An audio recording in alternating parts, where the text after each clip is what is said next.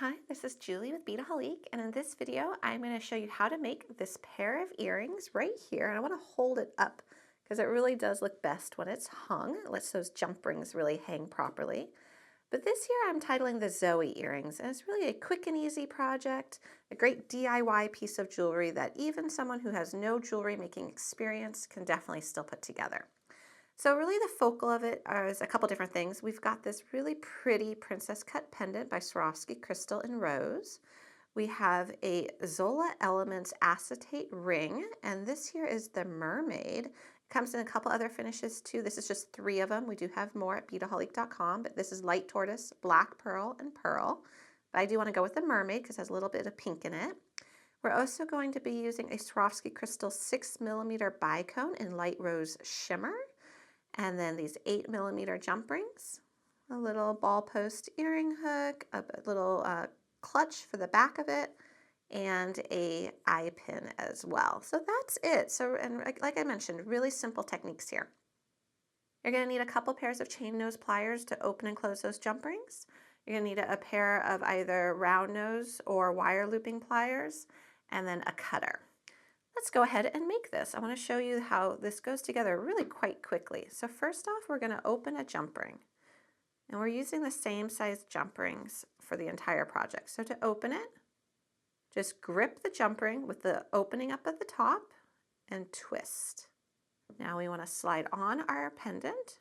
You see that goes on very easily, and slide on our ring. And now we're going to twist it shut.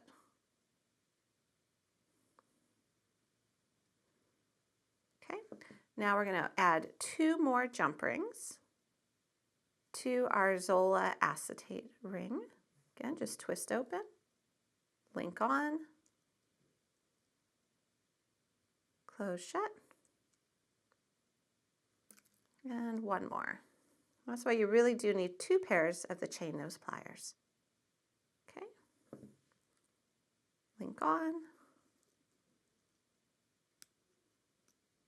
close shut. And it can be helpful if you look at it head on to make sure you're getting those guys closed.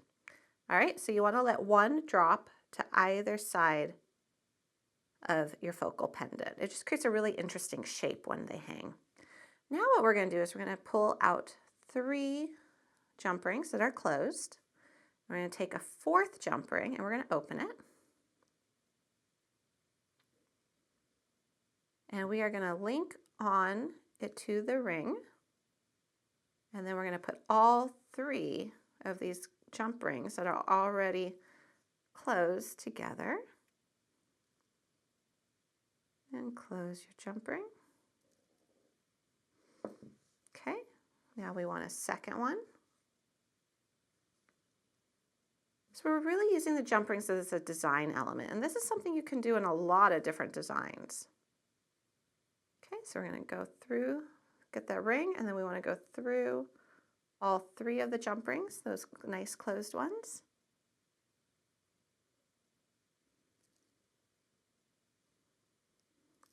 Okay, and 1 more. And again, go around the loop and into all 3 of the centers of those other jump rings. I just went into the center of one of my ones around the ring.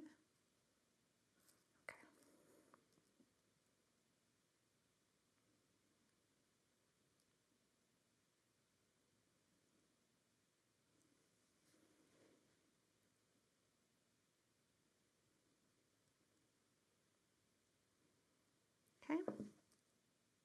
All right, so if I hold this like here, you can see we've got 3 and 3. And now what we want to do is we want to take our little bicone and we want to place it onto an eye pin and let it slide down. Now what we want to do is we want to create a loop that's going to be big enough to go around all 3 of those jump rings. So instead of creating a loop right here towards the end of my nose of my pliers, you see it's a tapered. So up top it's going to be the smallest loop, down here it's going to be the widest, and we just want one that's a little bit wider.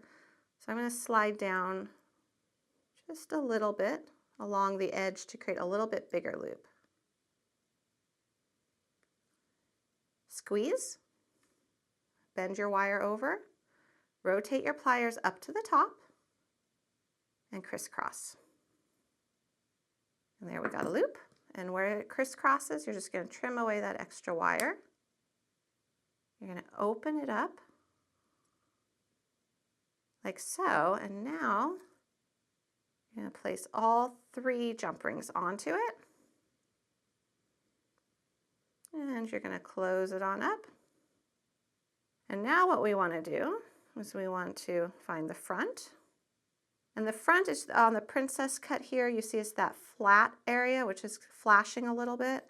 And here you see this has got a point to it. So that's how I'm identifying front and back on this pair of earrings.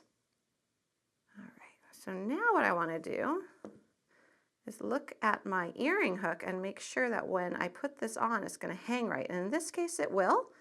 That was a happy stance, but if your loops are not facing the right direction, you can simply grab the bottom one with a pair of chain nose pliers, grab the top one, and just twist, because you want that top one facing forward. Now we're going to open it. Slide on the little loop at the back of our, or at the bottom, I should say, of our little post. Close it shut. Slip on the earring back. And you have just made your earring. And here's the set. And these really do, I encourage you to look at the picture of these that we'll have at Beadaholique.com, because when they're hanging, it's a little difficult of an angle to show here on camera. They really look their best because all the little rings stay together. And of course, they're going to be hanging from your ears, so they're going to have that great look to them. But this is a really quick and easy pair of earrings you can do. You don't have to have a lot of jewelry making skills, and a pretty simple technique and a lot of fun. Great pair of earrings that are just colorful and playful. I hope you enjoyed this video. If you did, please subscribe to our YouTube channel and check out all our videos at Beadaholique.com.